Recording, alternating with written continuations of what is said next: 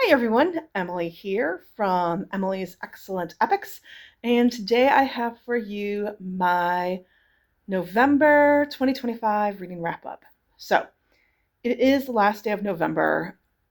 It's like I finished a book yesterday, so there's no way I could start something and then finish it today to report on for my wrap up. So, hence why I'm filming it today.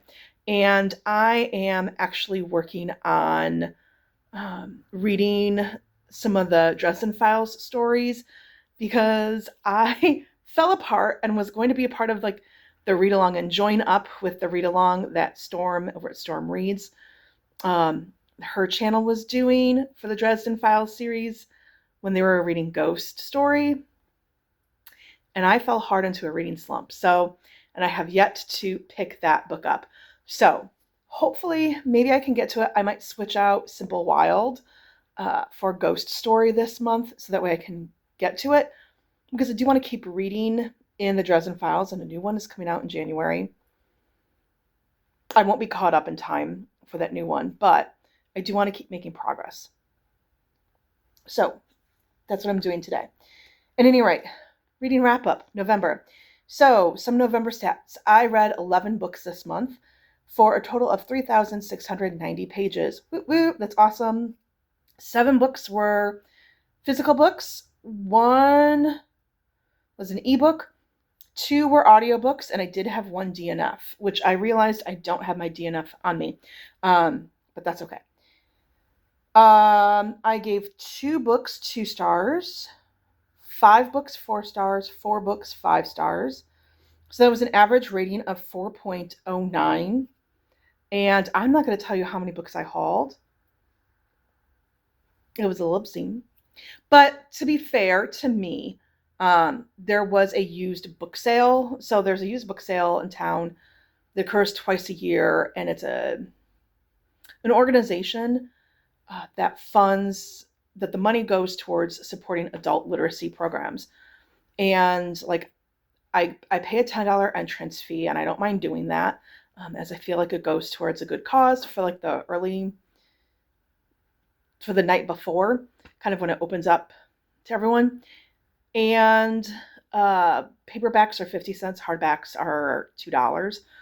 So like I get a lot of good finds. But genre breakdown, I read 3 fantasy, 3 romance, 1 mystery, 1 science fiction, 1 that I'm categorizing as contemporary because it was a middle grade, and then 2 were other. Because like 1 was a horror and 1 was a nonfiction. Okay. I was trying to remember what was the other one. Oh, the other one I don't have a physical copy. Like it was an ebook. Okay, now I'm going to go back to, sorry, I'm flipping pages in my journal. So I'm going to go through as I read. I'm also, if they're a HRCYED book, I'm going to share with you like what I used to prompt. So I'm going to be juggling between my books and 2 reading journals. So I apologize for that. Okay, so for the first book that I read Wolf Speaker by Tamora Pierce. This is book 2 in the Immortals series. In the Immortals series, we follow Dane, who at 13, she meets up with the Queen's Riders, and she works with them, working with the horses.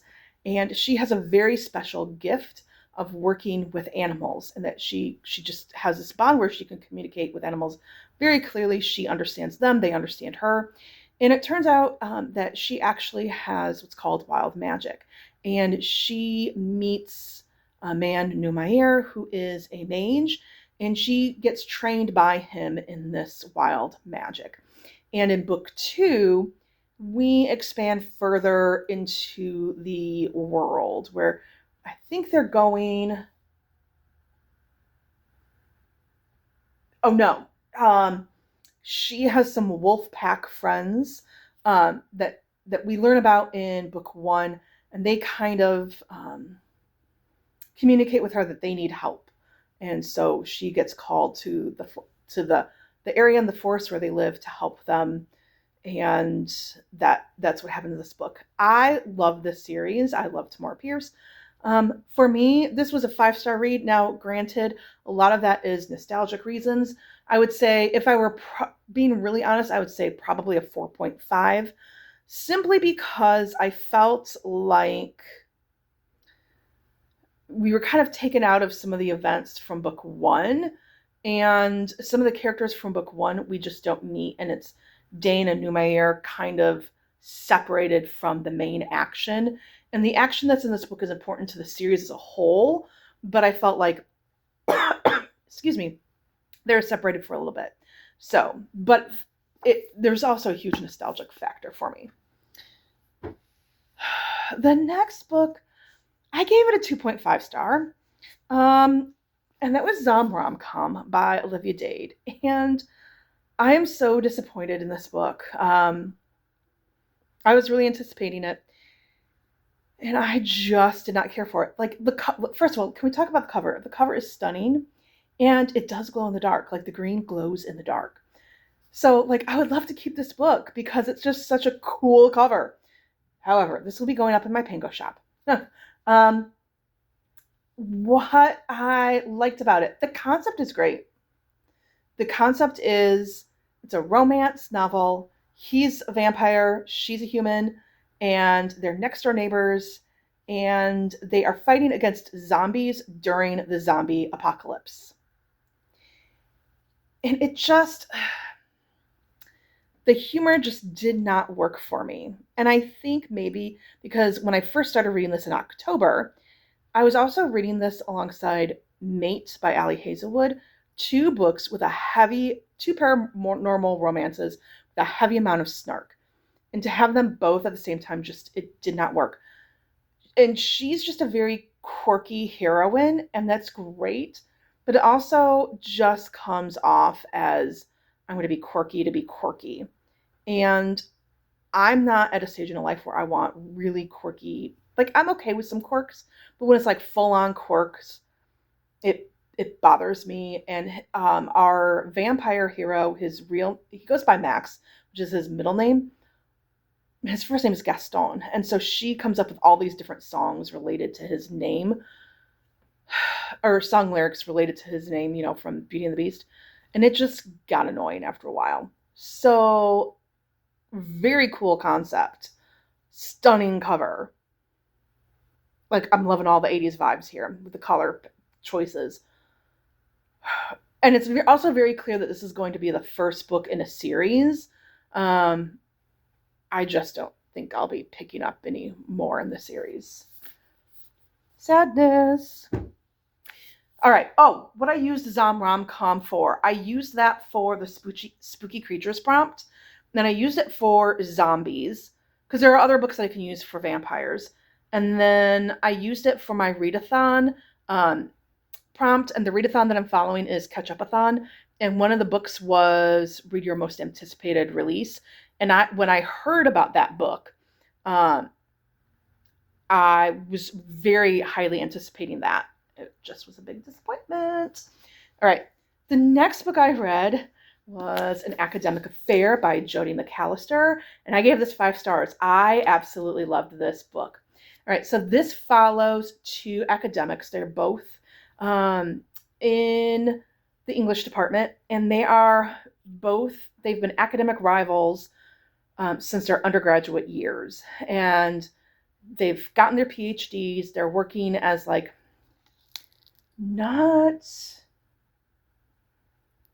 they're like teachers, but they're not full-on professorships. And they are up in competition for the same job. And the characters are Sadie Shaw and Jonah Fisher. Sorry, I can never remember main characters' names. And what Sadie discovers is there's a clause in the hiring contract that they have to hire spouses. There's partner hire.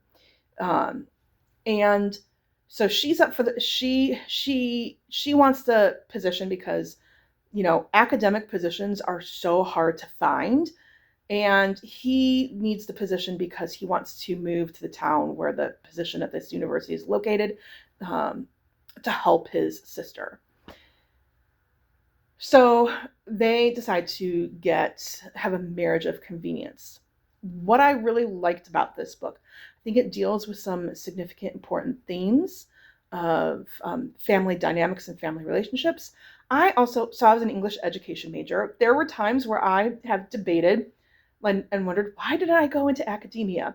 Like, that would be so fun, because I love reading, I love learning. And this is like why I'm so glad and thankful that I did not do that. Because there's a whole lot of challenges. So there could be 400, 500 applicants for like the 2 or 3 jobs that come up a year. As far as like becoming a tenured professorship track job. Then the whole publisher parish dynamic. So I appreciate that, and I have a friend who's a professor of political science at a university. So, just some of the themes that were in here, I understood, I identified with, because I've heard it from my friend's end. And also, they were English majors, and so there's a whole lot of talk about literature, and she's very much into pop culture and feminism, which love it. That actually was going to be my thesis topic, was on using pop culture to help engage reading. So yeah, loved it. And I would totally highly recommend. What I used this for HRCYED, or the hardest reading challenge you'll ever do, I used this for around the world because the author and this book is set in Australia. And I also used this for the new release prompt because this came out in November. All right. Then I listened to on audio, I Was a Teenage Slasher by Stephen Graham Jones. I don't usually read horror, and I actually recommended this for my virtual book club that I'm a part of. So the audio, like, I do recommend listening to the audiobook. The narrator was absolutely fantastic. So this takes place in 1989. I do not remember. Tali, I do not remember the main character's name.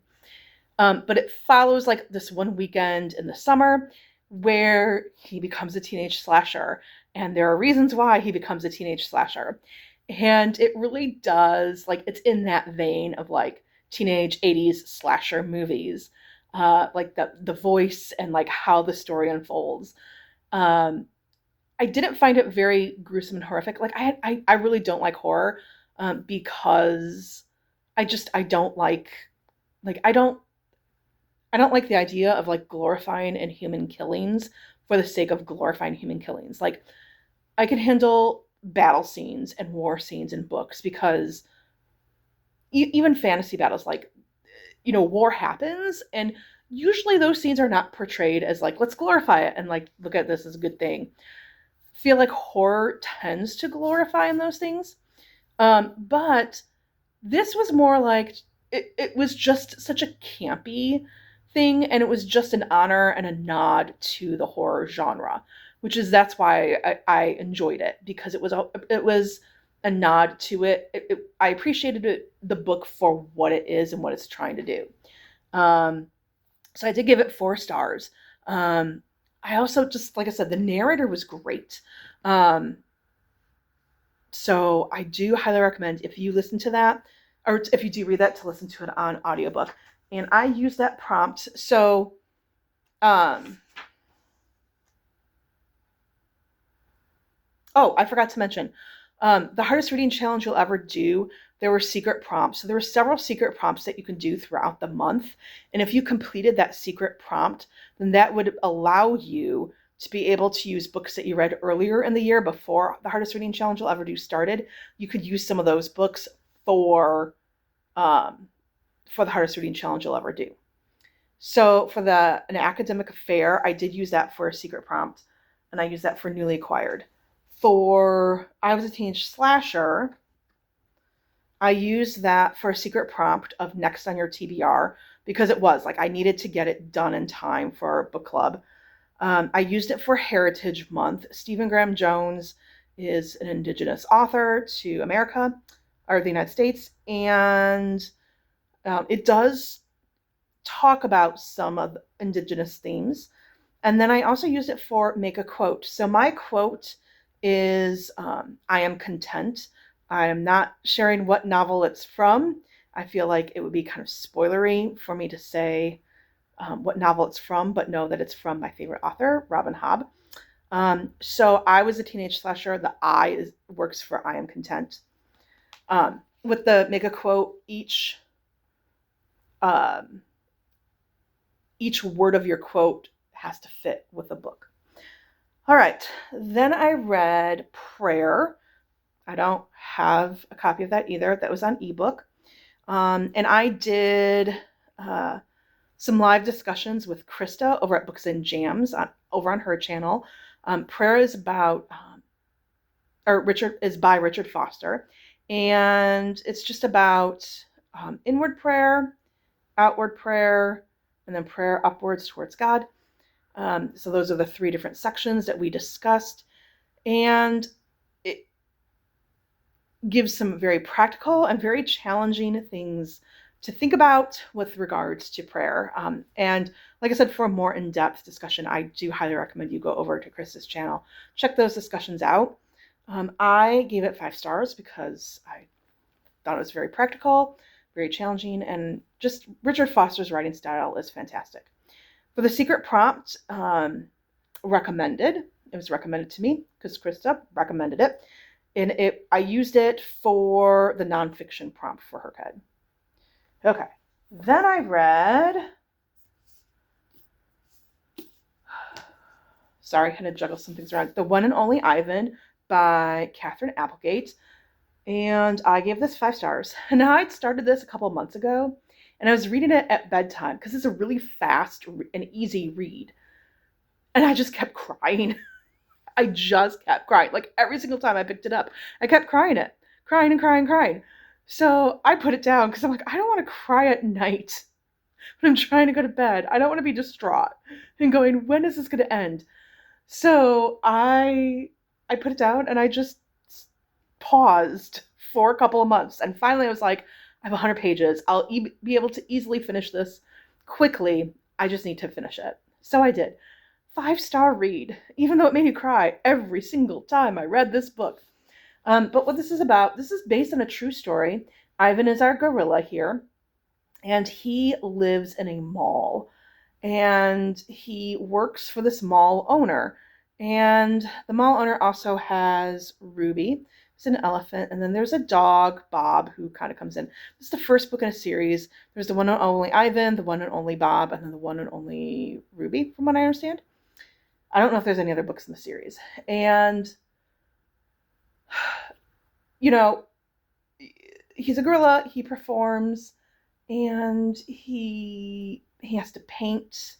So he does these paintings that the mall owner then sells. But, of course, Stella is very unhappy because she remembers, you know, when she was taken from her home in Africa. And he does vaguely, but he's been living in that mall for so long that that's kind of like the life that he's known. And it's just heartbreaking to think that that is how they were treated. Just how they were treated is just heartbreaking. And so as I was reading it, sorry, I'm trying to not cry. As I was reading it, I kept just going like, when will this end? Like, and I knew that it was going to end. I knew they would, you know, be moved to a zoo because, again, this is based on a true story. So I knew that was going to happen. But I was just like, when? Just when? Like, it just needs to happen.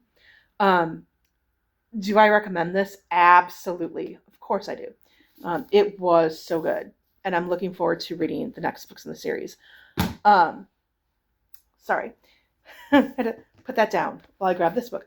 What I used the one and only Ivan for HRCYED, I used it as for the animals prompt because those were zoo animals, and then award winning, it won the Newbery Award. All right, then I read The Mystery Guest by Nita Prose, and in this book, I gave this one 4.5 stars. in this book, we go back and forth. So it's dual timelines. So we get the Molly the maid, who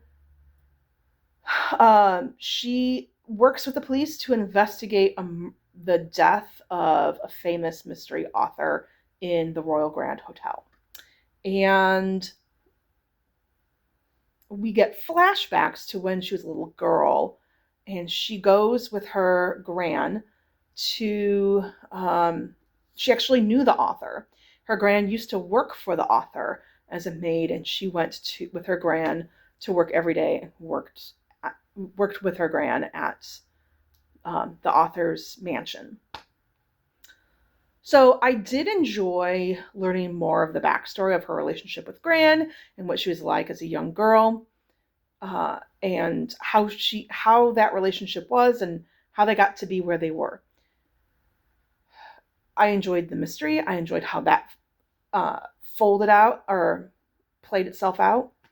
What I did not like is really spoilery. So I can't really say it. But there's a relationship that is revealed at the end of this book that has implications for like some relationships from book 1. And so that's why I was like, why did we not get this revelation sooner? So that way some ties and connections could have been formed in book 1 that should have been formed in book 1 but weren't, because this revelation was not made sooner. So that's why I knocked it down to a half star, because that bothered me. Those revelations of relationships should have been done in book 1. Okay. And what I used the mystery guest for in HRCYED, I used it as the secret prompt of something that you've been procrastinating on. I've had that book for a couple of years and I just haven't read it. Even Bigger Rainbow for Blue.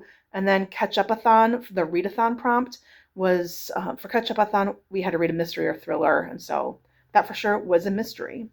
Okay. Then I read... Things are all kind of mixed up. Then I read Emperor Mage by Tamora Pierce. This is book 3 in the Immortals series. So it's kind of getting hard to talk about. But in this book, from book 1, there is Orizone, who is the Emperor Mage. So King Orizone, or Emperor Orizone, he is the Emperor Mage over the Empire of Carthak. And they've kind of been going to war against Tortall, but they've been trying to not declare war because they're wanting to blame it on Tortall. This is all in book 1, so I don't feel like there's any spoilers there. And Dane and Numair and some of her friends from book 1, they are on a diplomatic mission to Carthak to come up with a treaty so that way there is no war. And Dane is invited to go because she's 15. Why would she need to go on this diplomatic mission? Well, she knows how to heal animals, and King Orizone's birds are very ill. So she's there to heal his birds because he loves his birds. And we just get more character growth with Dane. She gets even more magical powers, and I am just enjoying how Tamora Pierce integrates and talks about, how do we care for animals and other living creatures, and what are the implications of our choices on the living creatures and the environment. So 5-star read. I did not use that for HRCYED because that was a reread, and there's only so many rereads I can do. Like, you either can earn points for the rereads, or it's every 10 new books that you read, you can use a reread. So I did not count that for HRCYED because I've reread a lot, actually, more than I thought I did this year. All right, then I read Better Hate Than Never by Chloe Leese. And this I gave 4.5 stars. In this book, we follow Kate Wilmot. This is book 2 in the Wilmot sisters trilogy. So we follow Kate Wilmot, and she travels the world. She's a photographer, and she travels the world because she really wants to make an impact on and highlighting like social justice issues in the world. But she's home because she just doesn't have any money. Um, and she really battles ADHD and has a really hard time with executive functioning because of that, even when she is taking her medication. And so she's had jobs canceled, and budgeting is not her forte. Um, so she's home and she's living at her sister's apartment, and Jules, her sister, is living in the cottage that she had rented out in Ireland while Jules recovers from a breakup in book one. Our main male character, Christopher Petruchio, is a family friend. She's known Christopher Petruchio since they were little kids, like since she was born. And he is older, but it's not sketchy or anything. But they have always kind of hated each other. And this is a modern retelling of Taming of the Shrew. What I appreciated about this modern retelling is it doesn't go on full on into like how he's going to tame her, because that's kind of gross. I'm glad it didn't, because so my senior thesis when I was in college was on Who's Afraid of Virginia Woolf and Taming the Shrew, and I looked at like what is a shrew, what is shrew taming involved, like what is involved with shrew taming historically, and then in literature, and then who is the real shrew in those plays.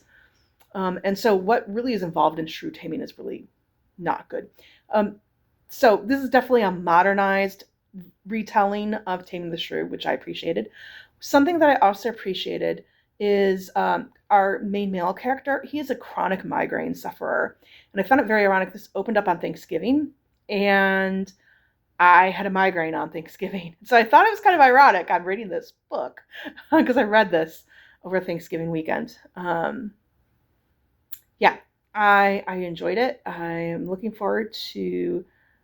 I did appreciate like how they portray chronic migraines and the impact that it can have on people. Like, you have to cancel plans, and you don't know when a migraine is going to come on. Like, I had to cancel Thanksgiving. My brother did not come down for Thanksgiving, and he spent Thanksgiving alone. And I feel horrible for that, but at the same time, I was like, I was out. Like, I was out most of the morning on Thanksgiving, and I was not up for hosting anyone. Like, I couldn't do it. And that impacts people. So what I used this for HRCYED, for the secret prompt, I used it for on your bookshelf, like it's a physical TBR that's on your bookshelf. And then I use this for disability rep. So I could use it either for ADHD or the chronic migraines, since they both are there.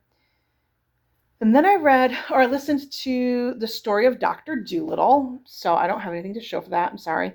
I used this for a secret prompt. That was a classic I've been putting off. I just have been putting it off. I was like, I don't really know if I want to read it. I also used it for the prompt of animals, because Dr. Dolittle has some unusual pets. He has an owl. He's got a duck. Other pets. And then I also used it for the Even Bigger Rainbow. It has a red cover, the audio version that I listened to. And I gave it 2 stars. Here's why. So I appreciate, so I listened to an unedited, unmodernized version of the story. And there was a note at the beginning of the story of like, we have not made any changes to any of the language in this book for preservation's sake.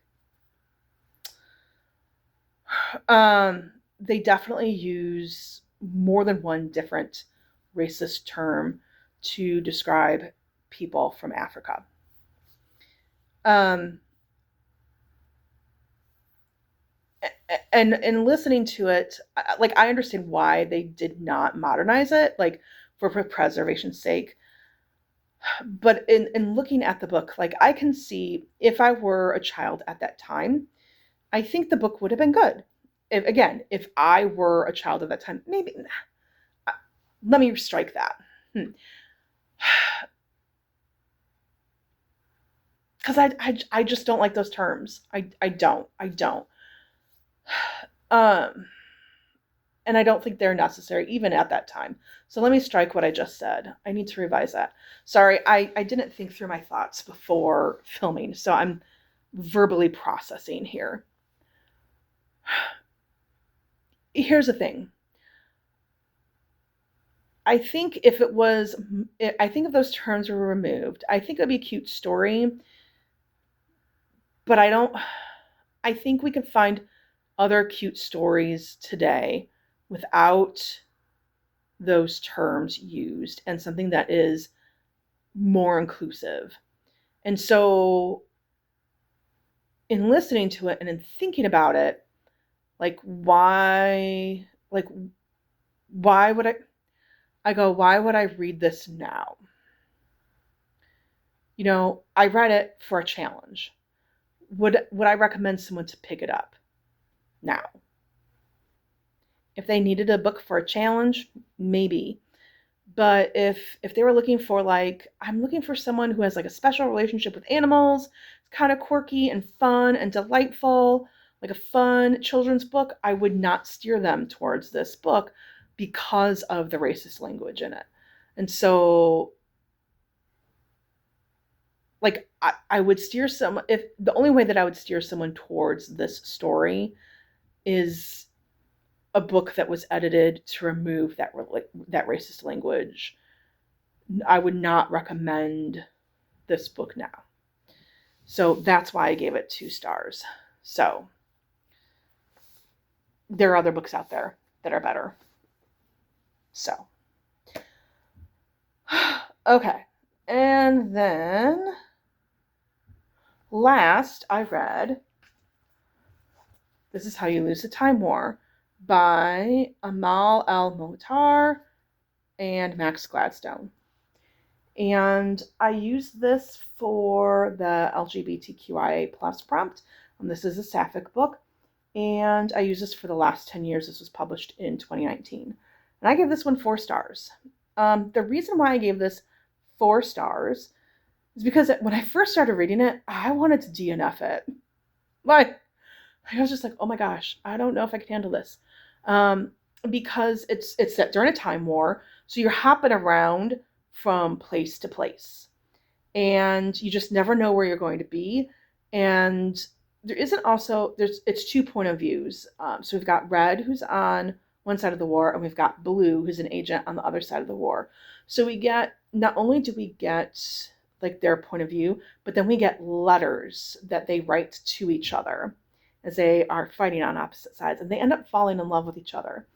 And so it's very kind of disorienting because you don't know whose point of view that you're reading. You don't know where you're at, time-wise. And so I was trying to figure out what time period am I in, and trying to figure out those things. And that's not the point. The point is just be in the moment. It's very disjointed. And you just have to be in the moment. And about halfway through, I started okay, now I get how this story is unfolding and the structure of the story. And so I wasn't fighting against it as much. The prose is stunningly beautiful. It is beautifully written. It just beautiful. Just beautiful lines, well written. And there were some twists toward the end with how the ending unfolded that I was like, no, I did not see that coming. So for a book to surprise me is huge. The best book though for me this month, I would say, would be An Academic Affair. Simply because I just enjoyed it from the beginning, and the themes of academia, English literature just resonated well with me. All right, so stat-wise, as far as as I'm trying to get my unread percentage of books down, I failed miserably this month. So I hauled 30 books. this month. Yeah. So, like I said, the used book sale did me well. And then I managed to sell quite a lot of books on Pango, which then I took that money that I earned and bought books on Pango. So that didn't help matters. So at the beginning of the month, I owned 770 books in my physical books. At the end of the month, I now own 805 books. So that was plus 29 books. 334 of those books I've read at the beginning of the month. 335 now are read at the end of the month. Like, why did I only go up one? Well, because I also unhaul books if I'm like, I'm never going to read this again. So, yeah. At the beginning of the month, 442 books were unread. 470 now are unread. That's up 28. And then, so my percentage, of the percentage of my books that were unread at the beginning of the month was 56.96%. Now it's 58.39%. So I didn't do so well. But the good news for me is that there won't be another used book sale for a while. And I'm really trying to limit book of the month and aardvark books. I'm going to really focus in on that. I still am going to get one a month. That is really helping me with the newest release prompt for the hardest reading challenge you'll ever do. But I need to limit add-ons. So I'm really working on that. Last month I did skip aardvark. This month I haven't ordered book of the month yet because I'm looking to see what aardvark does tomorrow to decide what I will order. I have an idea of what I'm going to get. I think I might be going with aardvark. But at any rate, whew, that was all I read. We had some hits. We had some pretty significant misses. Do I regret reading any of them? No. You know what? I don't regret listening to Dr. Dolittle. Would I recommend it, though? No. I wouldn't. But, I don't regret it because it is something, I remember a friend of mine reading it in our childhood. And so it was something that I was always curious about. It just wasn't great. I wish I liked it. But there are other books with talking animals and animal companions that are written much better and more respectfully. So, oh well. Let me know in the comments down below, have you read any of these books? What are your thoughts? Thank you so much for watching. Please like, subscribe, hit the notification button. All those things help. So does putting down a comment. It helps with the algorithm. So if you're not sure what to comment, put a book emoji because my favorite book was related to books. And, this is a BookTube channel. Thank you so much for watching. Bye.